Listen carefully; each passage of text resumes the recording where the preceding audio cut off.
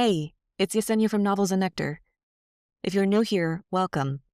This is a cozy bookish corner where we talk through romance, romantasy, and whatever else I'm reading, so you can decide if a book belongs on your TBR or if you just need a quick reminder of what happened before you dive into the next installment.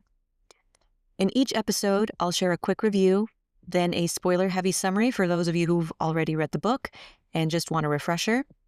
I will always keep the review lighter on spoilers, and I will give you a very clear warning before we move into the summary. All right, now let's get into today's book.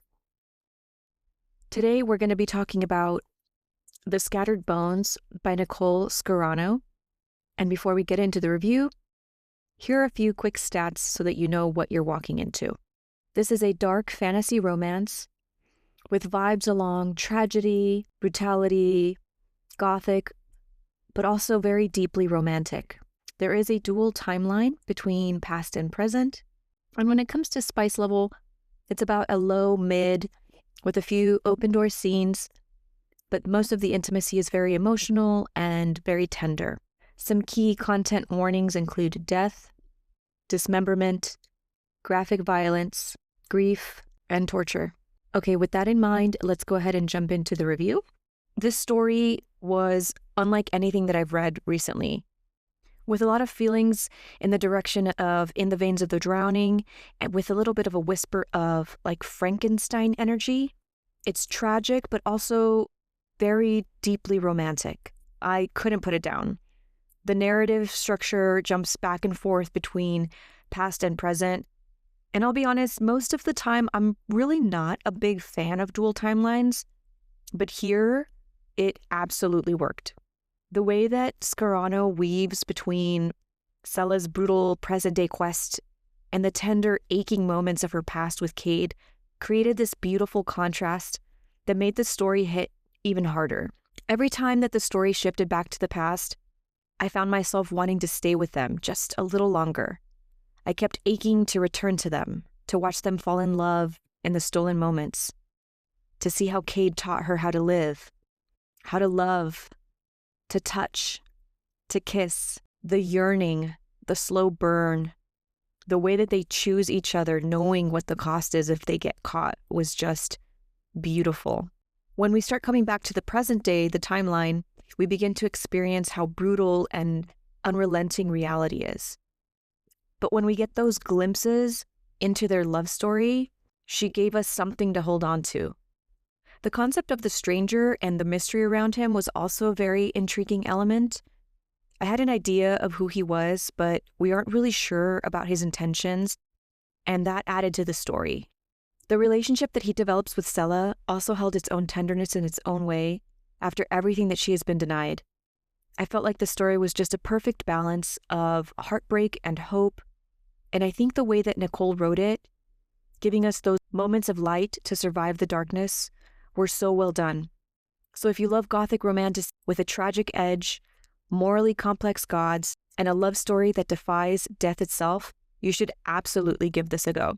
All right, from here on out, we're going to go into full spoilers. I'm going to walk through a detailed summary of The Scattered Bones. So if you have not read it yet and you want to go in blind, this is your cue to pause here, read the book, and then come back if you need to. For those of you who've already read it and want a refresher, or if you're okay with spoilers, let's get into it. Sella's story begins in a gilded cage. Born to privilege, she is offered to Rainasta, the Pure One, to serve as the goddess's vessel. Her entire childhood is shaped by ritual and isolation. Her beauty and purity carefully cultivated. Her life a treasure meant for divine use. The temple walls become her world, and loneliness her only companion. She is kept apart, waiting for the day that the goddess will claim her body on her 21st birthday. But everything changes the night that Cade breaks in. A daring acolyte of Varus, god of the thieves. He slips past every defense to steal from the goddess, a test to prove himself to Varus. But when he finds her instead of treasure, something shifts. Cade is bold, scarred, and alive in ways that Sella has never known. Starved for connection, she helps him, giving him a token to complete his test. That night sparks a friendship that becomes the access of both of their fates. Cade returns again and again, teaching Sella the skills of a thief, how to climb, to pick locks, to move unseen. In turn, she offers him trust and vulnerability. Together, they discover who they are beyond their roles. Sela is more than a vessel, Cade more than a thief. Their friendship deepens into something neither can deny, and they fall in love in the shadows, a fragile and beautiful defiance of everything that they've been told. As Sela's 21st birthday approaches, they know that their time is running out. They confess their love, share their first kiss, and finally, their bodies. They marry in secret under the moon, invoking the wed gods, Elsker, vowing themselves to each other, knowing full well what it would cost. Their union is both a blessing and a curse. But Reynasta learns of their relationship, and they are discovered. Valka, god of war, enacts a punishment so brutal it echoes across the world. Cade is executed before Sela's eyes, his body carved into pieces, each limb separated and scattered to the furthest corners of the earth. His soul is bound to each fragment, ensuring no simple resurrection will be able to bring him back. Sela is broken, her family disgraced, and her faith in the gods shattered. She is able to flee with only Cade's torso, the one piece that she manages to save before it is burned. She begins her journey with grief, so deep that it threatens to swallow her whole. In the Civitak desert, cast out and hopeless, Sela meets the stranger, a being with white eyes and ancient power. He appears when her despair is at its darkest. He offers her the impossible. If she can find and reunite every piece of Cade's scattered body, he will return her beloved back to her. The stranger tells her that he cannot help her directly, but that her faith and determination have to guide her. His presence lingers, a voice in her mind, a shadow at her side, both a comfort and a threat. But Sela accepts. With nothing left to lose, she sets out on a pilgrimage that takes her through the world's most cursed and dangerous places. Her journey becomes a testament to devotion. She faces the frozen mountains of the north, where Lovek's bloodthirsty beasts prowl. She dives into the second city of Udenz, where ancient horrors wait in the deep. She climbs the Verden's Cant, the edge of the world, a climb no mortal survives, her body battered and her spirit nearly broken. In the Mitamitigage, she confronts a monstrous guardian to retrieve a single bone. Each location is a trial by fire, each recovery a victory paid for in blood and pain. The gods begin to take notice. Some, like Reynasta, remain her enemy, determined to see her fail and punished for her daring to love. But others, like Lovek, Udenz, Varys, and the wed gods Elskre, are moved by her courage and unwavering love. They mark her with their favor, granting her blessings that help her survive the impossible. Through every battle, every wound, every moment she wants to give up, Sela endures. The thread of her love for Cade and the stranger's cryptic encouragement keep her moving forward. The final piece, Cade's head, lies in the most dangerous place of all, Valka's temple, guarded by the god of war himself. Sela uses every skill that Cade taught her and every blessing that the gods have granted her to infiltrate his fortress. Disguised by Varys' ashes and emboldened by the memory of Cade's love, she faces soldiers and traps and the wrath of a god. The escape is brutal, nearly killing her. But with her body broken, the stranger somehow intervenes at the last moment, whisking her away to safety with Cade's body finally whole. With all of the pieces reunited, the stranger reveals his true identity. He is Death, the banished primordial god, returned to the world through Sela's faith.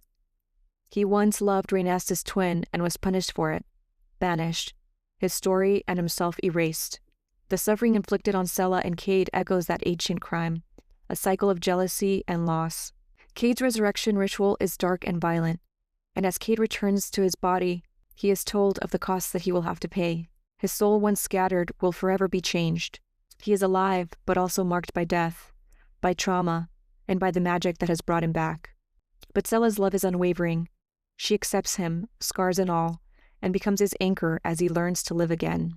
Together they find peace in each other, building a new life from the ashes of their suffering. Death remains a watchful guardian, a father figure to Sela, and a reminder of the power of faith and love. Years pass. Sela and Cade raise daughters in a world that once tried to destroy them. Their home is blessed by the gods who understand loss and love. Sela's defiance changed the balance of power amongst the gods. Reynasta's tyranny is now challenged, and the gods who stand apart now see the value in compassion and connection. With Death's return, he brings back the promise of an afterlife, freeing the world from the fear of oblivion.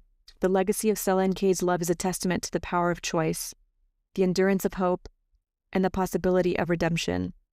In a world remade by their courage, love proves to be the greatest force of all, one even the gods have to bow before. All right, guys, thank you so much for hanging out with me today. If you want to dive deeper into the books I talk about here, you can head over to my blog at novelsandnectar.com with a K, where I share spicy chapter lists, similar book recommendations, song pairings, and discussion questions if you want to keep the conversation going. If you are part of a book club and want ready-to-use questions and guides all in one place, you can also join the Nectar Nook, my membership where I put everything together for you in one cute, cozy space.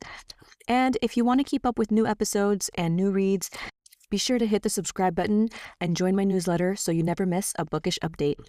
Thanks again for listening, and I will see you in the next one.